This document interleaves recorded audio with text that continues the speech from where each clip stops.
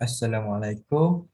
Pada hari ini, saya dan rakan-rakan saya akan membentangkan tentang sistem integumen, iaitu peranan kulit dalam mengawal suhu badan dan penghasilan vitamin D.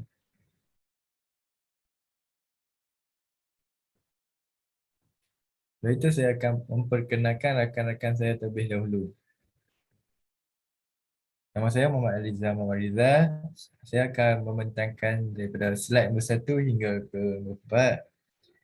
Seterusnya, Ismi Khadijah akan membentangkan daripada slide nombor 5 hingga nombor 7. Dan Nur Fatihah slide nombor 8 hingga ke 10. Farah Adila slide ke 13 hingga ke 14. Adik Najmi slide 11 hingga ke 12.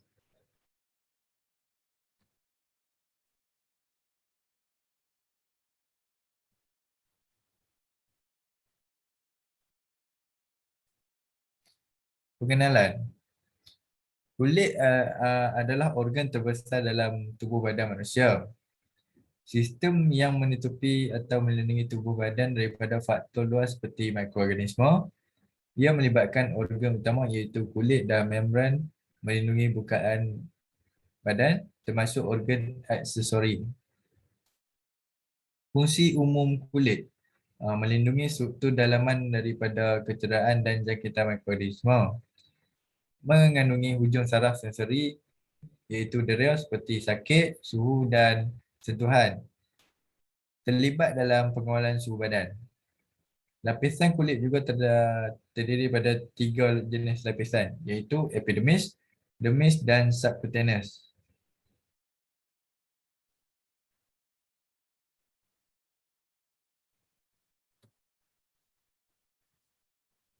Lapisan pada kulit, epidermis.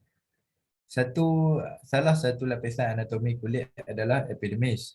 Epidermis adalah struktur kulit terluar pada tubuh manusia dan selalu mengalami regenerasi kerana peluruhan sel-sel kulit mati setiap hari.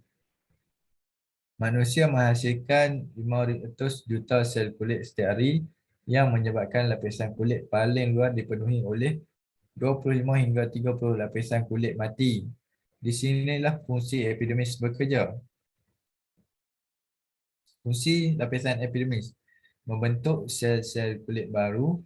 Sel kulit baru yang terbentuk akan mencapai lapisan kulit paling luar dalam waktu 1 bulan untuk menggantikan sel kulit mati.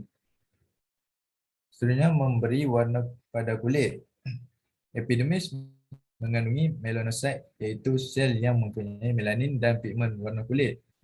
Fungsi melanin adalah melindungi kulit daripada sinaran ultraviolet iaitu UV. Seterusnya, melindungi lapisan kulit bawahnya.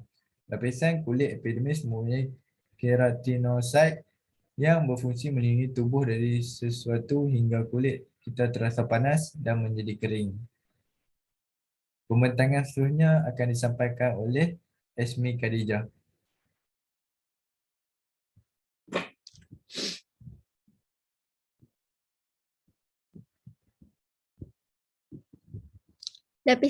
Lapisan pada kulit dermis. Dermis adalah lapisan kulit yang berada di bawah epidermis. Dermis merupakan lapisan kulit yang tebal kerana terdapat pembuluh darah, saraf, kelenjar peluh dan kelenjar minyak serta umbi rambut. Lapisan kulit dermis sebahagian besar terdiri daripada sejenis protein yang disebut kolagen. Fungsi kolagen adalah membuat kulit terlihatan kenyal. Fungsi lapisan dermis adalah merasakan sakit dan sentuhan. Pada lapisan dermis, terdapat hujung-hujung saraf dan reseptor yang berfungsi menghantar signal kepada otak untuk merasakan sentuhan, sakit, gatal, panas, sejuk dan lain-lain. Menghasilkan peluh dan minyak. Peluh diperlukan untuk menurunkan suhu tubuh dan minyak agar kulit tetap terasa lembap dan lembut.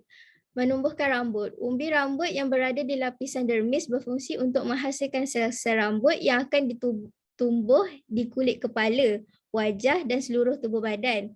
Mengalirkan darah yang menutrisi kulit. Selain mengalirkan nutrisi dan oksigen, pembuluh darah di lapisan dermis juga membantu mengatur suhu tubuh. Jika kulit terlalu panas, pembuluh darah akan melebar melepaskan panas. Sewaktu sejuk, pembuluh darah akan mengecut untuk menyimpan haba. Melawan infeksi, pembuluh limfatik di lapisan kulit dermis adalah bahagian penting sistem imuniti tubuh untuk menghalangi terjadinya infeksi.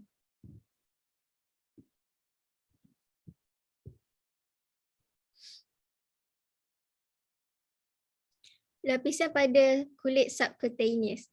Lapisan subcutaneous adalah lapisan paling bawah atau dalam yang dikenali sebagai hypodermis.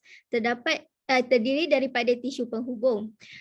Pada lapisan subcutaneous terdapat jaringan penghubung dan elastin, sejenis protein yang membantu kulit kembali ke bentuk semula. Fungsi lapisan subcutaneous adalah melanin panas dan sejuk.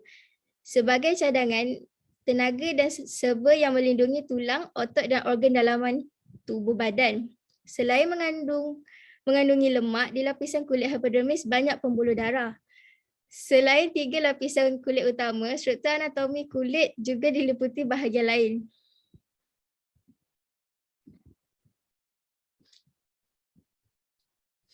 Pengawalan suhu badan dan penghasilan vitamin. Penghasilan suhu badan dan penghasilan vitamin D merupakan mekanisme yang terlibat dengan struktur kulit. Suhu badan normal adalah 37 darjah Celsius. Suhu badan kita juga dikawal oleh hypothalamus. Ia penting untuk mengekalkan aktiviti enzim bagi metabolisme badan. Selain itu, kulit kita juga dapat menghasilkan vitamin D melalui bantuan UV. Penghasilan vitamin D juga mempunyai beberapa keburukan jika berlebihan. Pembentangan seterusnya akan disampaikan oleh Nur Fatihah.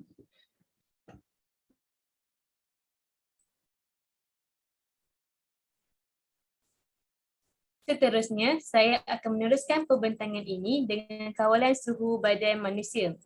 Terdapat 2 kaedah kawalan suhu badan manusia hemostasis, iaitu kaedah fizikal dan kaedah metabolik. Yang pertama, pengawalan suhu kaedah fizikal. Kaedah ini dikenali sebagai kaedah fizikal kerana kawalan aturan lebih kepada penggunaan otot-otot badan secara fizikal. Di antara kemungkinan yang akan berlaku ialah suhu badan tinggi melebihi julat yang normal, suhu badan rendah melebihi julat yang normal. Apabila suhu badan tinggi, termoreseptor akan mengesan suhu pada kulit lalu menghantar impuls kepada otak iaitu hypothalamus yang berfungsi sebagai termostat mengesan suhu darah yang melaluinya. Mekanisme pembetulan akan diarah atau dirangsang oleh hypothalamus dengan menggunakan koordinasi badan.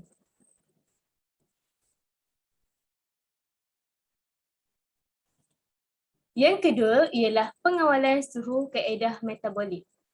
Kaedah ini dikenali sebagai kaedah metabolik kerana kawalan aturan lebih kepada penggunaan kimia badan daripada secara fizikal walaupun terdapat kawalan aturan yang melibatkan otot-otot. Kawalan ini melibatkan peranan otot rangga, kelenjar adrenal, kelenjar thyroid. Dalam keadaan sejuk, hypothalamus akan mengawal otot rangka untuk mengecut dan mengendur secara aktif. Hal ini akan menyebabkan seseorang menggigil dan meningkatkan suhu badan.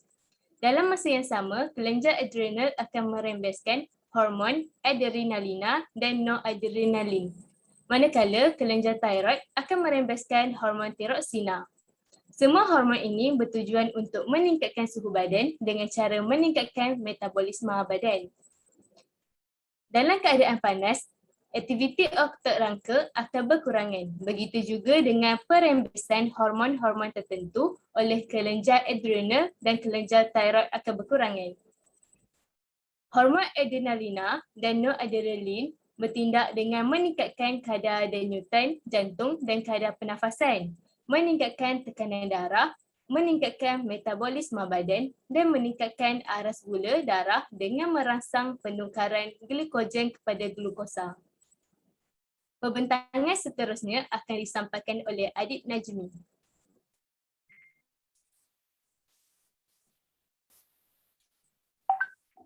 Seterusnya, mekanisme pembentukan apabila suhu badan rendah. Yang pertama, vasocerutan, iaitu salur darah mengecut untuk menjauhi kulit. Dengan ini, haba kurang dibebaskan ke persekitaran supaya suhu badan tidak terus menurun. Yang kedua, bulu kulit ditegangkan. Udara akan terperangkap di celah-celah bulu roma dan bertindak sebagai selimut supaya haba sukar dibebaskan kerana udara adalah penerbang haba yang baik. Yang ketiga, kurang darah pada kulit. Contohnya, kulit akan kelihatan kurang kemerahan atau pucat. Kurang mengalami proses sinaran untuk mengurangkan haba daripada terbebas keluar ke persekitaran. Dan yang keempat, kurang berpeluh. Apabila kurang air berpeluh dirembeskan oleh kelenjar peluh, maka haba kurang dibebaskan melalui pengewapan air peluh.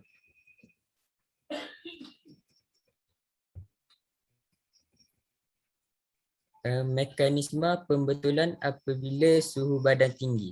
Yang pertama, penguasodilatan, iaitu salur darah mengembang untuk berdekatan dengan kulit, iaitu persekitaran luar, yang membolehkan haba dibebaskan keluar.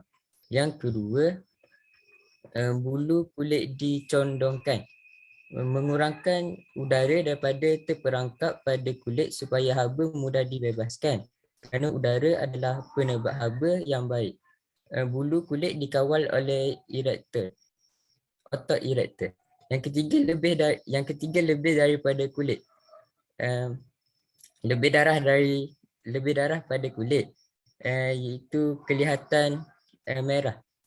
Memudahkan haba daripada darah terbebas keluar melalui proses sinaran. Yang keempat, berpeluh. Air peluh yang dirembes oleh kelenjar peluh mempunyai haba pendam tentu yang tinggi, dapat menyerap haba yang tinggi dan terbebas ke persekitaran apabila air peluh menguap. Contohnya, apabila kita melakukan aktiviti sukan, suhu badan akan meningkat dan kelenjar peluh akan mengeluarkan peluh untuk menurunkan suhu badan. Haiwan seperti anjing dan kucing tidak mempunyai kelenjar peluh kecuali di tapak kaki mereka. Oleh itu, anjing akan menjilatkan lidahnya manakala kucing akan menjilat bulunya supaya suhu badan mereka berkurangan. Apabila suhu badan rendah, perkara yang sama akan berlaku di mana termoreseptor menghantar impas kepada hipotalamus. Perbezaannya adalah bagaimana hipotalamus bertindak untuk meningkatkan suhu badan ke jumlah yang normal. Pembentangan seterusnya akan disampaikan oleh Farah.